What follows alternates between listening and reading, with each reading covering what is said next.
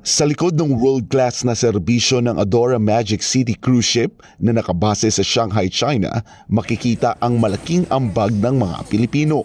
Mula sa food and beverage, housekeeping, medical services, hanggang sa iba't ibang pangunahing departamento ng barko. Pansin-pansin ang presensya ng mga Pinoy na patuloy na nagbibigay ng dekalibreng serbisyo sa mga pasahero mula sa iba't ibang panig ng mundo. Particularly with this vessel, I think majority are Filipinos, di ba? Kung di ako nagkakamali, mga about 68% are Filipinos. Doon natin nakikita kung gaano kagaling at kasipag ang mga Pilipino, di ba? Talagang in terms of service sa restaurants, lahat. Talagang makikita mo na sobrang angat na angat sila. Ayon kay Edward de los Santos Jr., restaurant manager ng Adora Magic City, hindi lamang rank and file positions ang hawak ng mga Pilipino, kundi maging mga managerial at leadership roles sa barko. We are actually leading most of the operation. Actually sa hotel department, the restaurant, of course, ako nandito na, executive chef. Yung mga people working doing the work, the assistant na mga pinaka-boss, sila yung nandyan din. Marami tayong Pilipino dyan. Housekeeping, yung doctor natin, mga nurses natin, Filipinos. Kahit sa deck and engine, right? Maraming Pilipino dyan. Dahil sa kanilang sipag, dedikasyon at world-class na kakayahan, nananatiling mataas ang demand para sa mga Pilipino sa pandaigdigang cruise industry. Dagdag pa rito, bukas din ang industriya sa mga kabataang nangangarap magkaroon ng matagumpay na karera sa dagat. When it comes to competency, we are world-class. And we already shown that from the past years. Nagbigay rin ng mensahe ang mga Pilipinong crew members para sa mga susunod na henerasyon ng seafarers. Mag-aral na mabuti at pag nandito na, work hard and discipline, attitude, and meron ka dapat goals.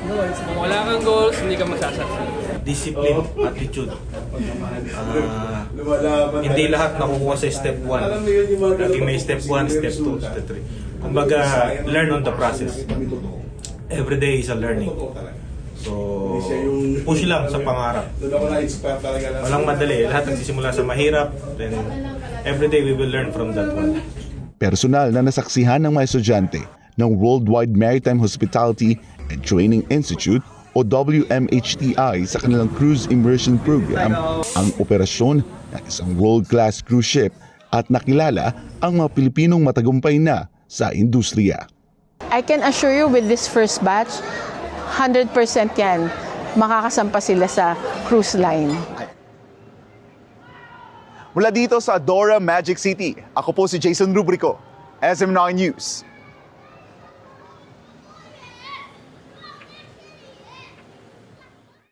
Binigyang diin ni Atty. Jamie Bondoc na handa silang tumalima sa anumang kahilingan ng gobyerno at magsumite ng formal na sagot kaugnay ng kinakaharap na isyu ni Senator Bato de la Rosa. Gayunman, nilinaw ni Bondoc na sila ni Atty. Israelito Torion ay walang anumang impormasyon hinggil sa lokasyon at kalagayan ng senador. Nag-ugat ang pahayag ni Bondoc matapos sabihin ni Justice Secretary Frederick Vida na susulat ang ahensya sa kanya upang hilingin ng impormasyon tungkol sa kinaroroonan ni Senator Bato. Samantala, kinontra rin ni Bondoc ang pahayag ng National Bureau of Investigation o NBI na armado at mapanganib umano ang kanyang kliyente. Ayon kay Atty. Jimmy Bondoc, walang matibay na ebidensya na magpapatunay sa alegasyon ng NBI. Taliwasan niya ito sa ilang paglalarawan ng media dahil kilala umano niya ang senador bilang officer at gentleman. Sinabi rin ni Atty. Bondoc na sadya nilang iniiwasang malaman ang lokasyon ng kanilang kliyente upang magampanan nila ang kanilang tungkulin bilang mga abogado nang walang impluwensya ng politika at mas makapag-focus sa legal na aspeto ng kaso. Nirerespeto naman ni Bondoc ang pamahalaan at tiniyak ang patuloy nilang pakikipagtulungan habang hinihintay ang magiging paglilinaw ng Korte Suprema sa mga usaping legal na kaugnay ng kaso ni Senator Bato. Matatandang umalis si Senator Bato sa Senado noong May 14, isang araw matapos ang naiulat na insidente ng putukan noong May 13. Nangyari ito sa kabila ng pagkakalagay sa senador sa ilalim ng protective custody. Nauna na ring iginiit ng kampo ng depensa na handa si De La Rosa na humarap sa namang legal na proseso basta manggagaling sa isang lokal na hukuman sa Pilipinas ang warrant. Ito'y kaugnay ng inilabas na warrant ng International Criminal Court laban sa kanya dahil sa crimes against humanity. Para sa Diyos at sa Pilipinas kung mahal, ito si Sheena Torno, SMNI News. Kinundena ni dating Congressman Mike Defensor ang isinampang plunder at bribery complaints ng Ombudsman laban kay Senator Rodante Marcoleta.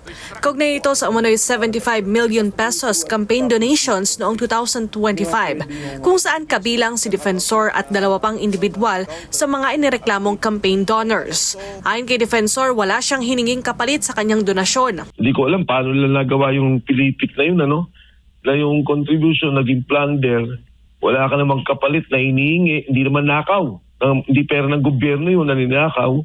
At yung indirect bribery nga, wala ka namang kapalit na hinihingi. Pabiro pang sagot ni Defensor. Sabi ko nga kung meron man akong hininging bagay kay Senator Marcoleta, yung pagkain ko ng hopya doon sa kanyang opisina. Pero bukod doon, hindi ko makita talaga paano nilang nadikit-dikit yung kwentong yun at ilabas ang plunder laban kay Senator Marcoleta na yun, damay din kami. Duda ang dating mambabatas na may kaugnayan ng mga kasong kinakaharap nila sa pagiging aktibo nila sa panawagan ng investigasyon sa umano'y flood control scandal at sa usapin ng 18 ex-Marines. Mababatid na itinalaga bilang bagong vice chairpersons ng Senate Blue Ribbon Committee sina Senator Rodante Marcoleta at Jinggoy Estrada. Nauna nang sinabi ni Marcoleta na hindi siya mapapatahimik sa kabila ng banta ng pagpapakulong sa kanya at handa niyang sagutin ang mga reklamong isinampa laban sa kanya sa tamang forum. Ang nagiging modus operandi, pag nagsalita ka sa administrasyon, nagalit ka at nagsabi ka tungkol dito sa nangyaring korupsyon, kulong ka na. Sa kabila nito, naninindigan si Mike Defensor sa panawagan para sa pananagutan kaugnay ng umano'y malawakang korupsyon sa gobyerno. Sa ngayon, naharap sa precautionary hold departure order sina Senator Marcoleta, Defensor at 2 pang individual. Ayon kay Defensor, wala naman siyang balak bumiyahe palabas ng bansa. Para sa Diyos at sa Pilipinas kung mahal, Daniela Paulite, SMNI News. Affidavit dun sa i-file namin. So, andyan ngayon. Siguro ang masasabi ko lang, Bago tumulak patungong Japan nitong Martes, naglabas ng kanyang reaksyon si Pangulong Ferdinand Marcos Jr. kaugnay ng kontrobersyal na pahayag ng kanyang kapatid na si Senadora Amy Marcos kaugnay ng aligasyong walang mangyayaring halalan sa 2028. Sir, statement of the no-L?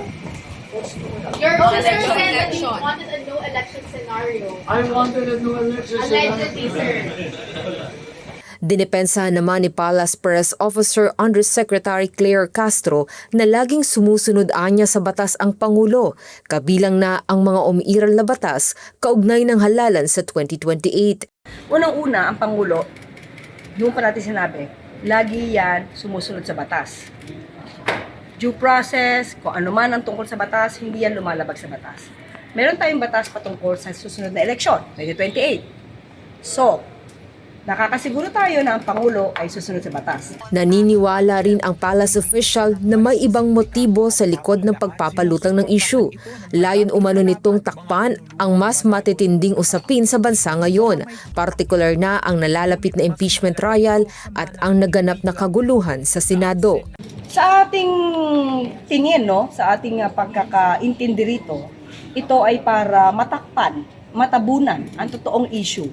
Nalalapit na po yung impeachment trial. So alam naman natin kung ano yung gusto ni Senator Amy pagdating sa impeachment trial. Wala pang ang trial pero para meron na siyang judgment. And at the same time, para mapagtakpan kung ano nangyari talaga sa Senado. Diversionary tactic? The way I see it, yes, oo. Diversionary tactic. Samantala, maliban sa palasyo, nagkaisa rin ang mga senador sa pagbasura sa naturang issue. Sa magkakahiwalay na pahayag ng liderato at mga miyembro ng Senado, tiniyak nilang walang anumang plano o paghahanda para sa no-L scenario o charter change para sa term extension. Iginiit ng mga mambabatas na tuloy ang halalan sa 2028 at hindi papayagan ng institusyon ang anumang hakbang na lalabag sa konstitusyon. Para sa Diyos at sa Pilipinas kung mahal, ito si Ina Mortel, SMNI News. Napag-usapan po kanina.